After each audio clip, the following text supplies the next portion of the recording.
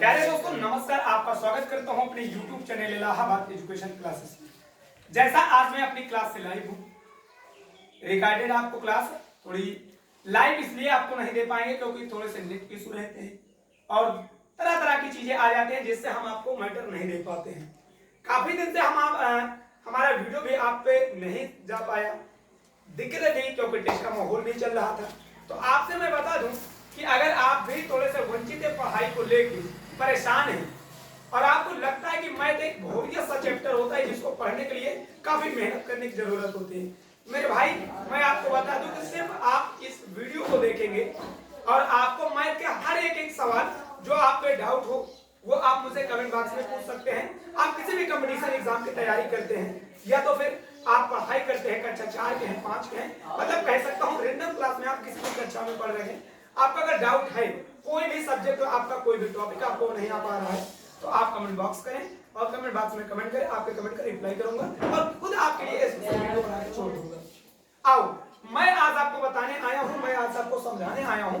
आज क्लास है, हम लोग रिकॉर्डेड क्लास आपको बता रहे हैं और आप देख पा रहे होंगे हमारे छात्र भी बैठे हैं। मेरे भाई मैं आपको बता दूं कि जैसा ही हमारा रैंडम सा टॉपिक होता है, जिस टॉपिक को हम लोग डिस्कशन करने वाले हैं वो है नंबर सिस्टम। सर ये नंबर सिस्टम क्या होता है? सर ये नंबर सिस्टम हमारा होता है, सर नंबर से मतलब होता है संख्या और सिस्टम मतलब होता है सर पद्धति।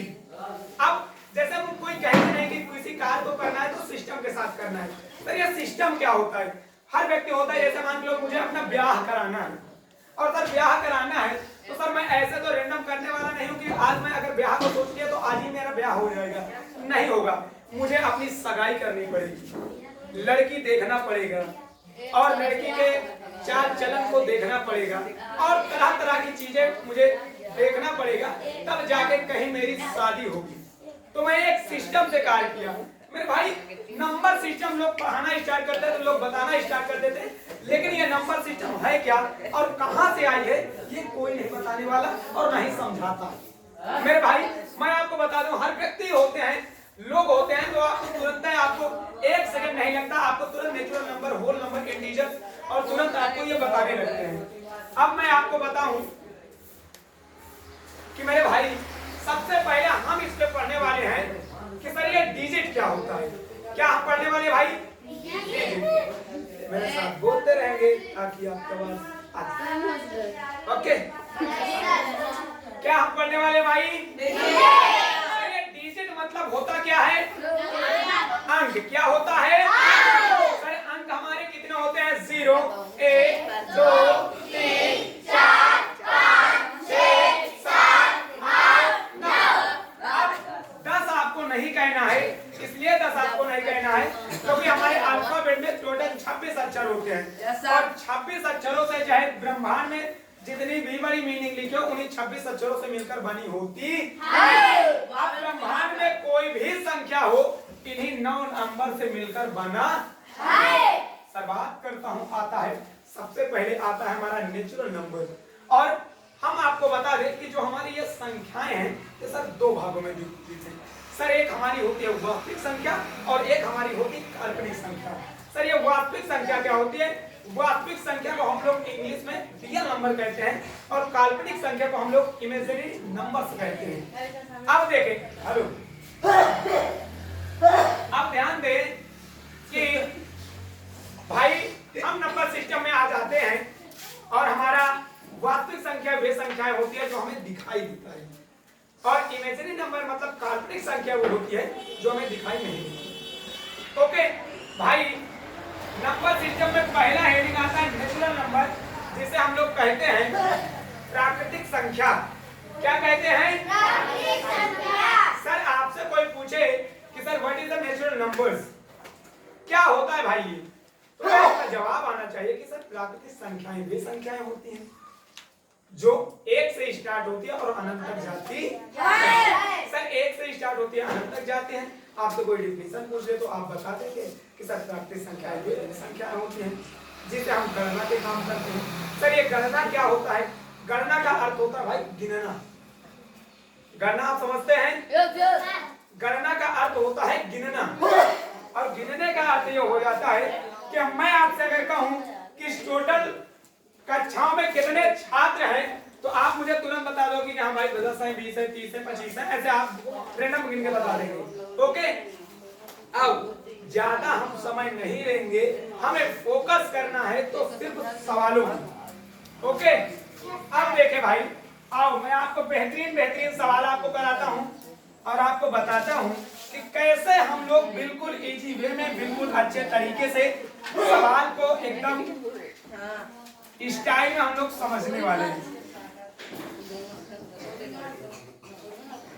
चलो भाई देखो मेरे भाई, सबसे पहले आप ये देखें कि एक प्यारा सा सवाल मैं आपके सामने लिख रहा हूं। जैसे लिख दिया 4/6 और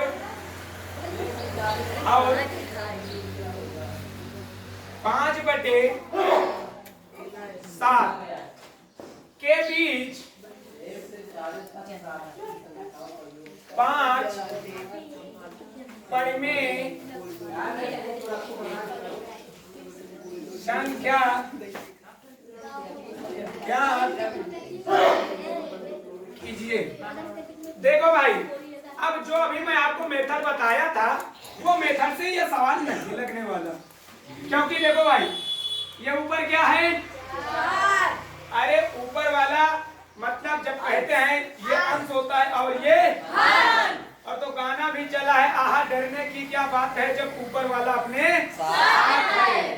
चलो भाई 4/6 और 5/7 के बीच मुझे कितनी परिमेय संख्या ज्ञात करनी है? क्या ये देखो भाई, अभी इसके पहले हम लोग जो पढ़ रहे थे, देखो भाई हर सेम रहता था, रहता था या नहीं? लेकिन इस पे अलग है या नहीं? अब देखे, आओ पहले हम इसे लिख लेते हैं, 4/6 और 5/7। ओके, क्रॉस लगा दो। अब मैं पहले मेथड में क्या बताया था कि भाई तुरंत आप इसके पास जाएं और एक बढ़ाएं और अपना उत्तर लाएं। अब आपको ये प्रक्रिया नहीं करना है। अब आपको क्या करना है, सबसे पहले भाई ये बराबर तो हो जाए। अब इसको बराबर करने के लिए हमें क्या करना होगा, ध्यान से समझना। ये हमारा क्या होता है, अंश। ये क्या होता है, सेम उसी तरह ये भी अपना होने वाला है। तो भाई जो दूसरे का हर है, दूसरे का हर कितना है, कितना है? तो दूसरा वाला हर उठ के पहले में चला जाएगा, ये कितना कर देंगे। अब जब दूसरा उठ के पहले में चला जाएगा तो भाई पहले वाला भी दूसरे में जाएगा। लो भाई, तो कितना हो गया ये। इसको हम इसलिए किए हैं क्योंकि जिससे ये हमारे जो हर हैं ये बराबर आ जाए। अभी देखना बराबर आ जाएंगे। चलो भाई, 7 चौक 28, 7 छन, अब बताओ भाई 5 छक्का और 7 छन, क्या देखोगे हमारा वही वाला सवाल बन गया क्या? भाई अभी अभी उसको पहले हम लोग कर रहे थे।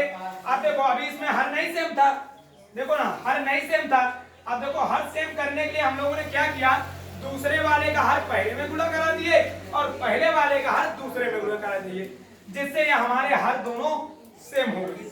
अब हमारा बन गया भैया, ये हमारी संख्या आ गई। अब आपको करना क्या है, कितनी परिमेय संख्या निकालनी है सर? 5 निकालनी है। तो n बराबर कितना है सर? अब तो फिर हम कर देंगे क्या, n + 1 बराबर 6। अब हमें मल्टीप्लाई कितने से करना है भाई? 6 से। कितने से? 6 से ऊपर 6 से ये लो भाई। अब 28 का गुणा 6 में करें भाई, कितना आता है? कितना आता है? 100।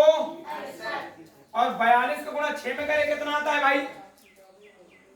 करें 212। देखो 4, ये दोनों 6 दूनी 12 की 2 हासिल 6 चौको 24 252। अब ये आ गया। अब मेरे भाई उसी तरह ये करे 3 छक्का 180, 3 का 18 और ये तो उतना ही आने वाला है। ये हो गया। अब हमें क्या करना है मेरे भाई, अब देखो ये हमारे 168 से कितने तक जाना है? 180 तक। हमें निकालना कितना था सर? 5। और हम निकाल के कितना चुके हैं? 168 से अगर 2 मिलाएंगे तो 70 हो जाएगा और 10, मतलब हम लोग 12 निकाल चुके लिखते हैं, समझ पाए? देखो 168, 168 के बाद क्या आएगा? 169/252। ऐसे करते करते कहां तक जाएगा?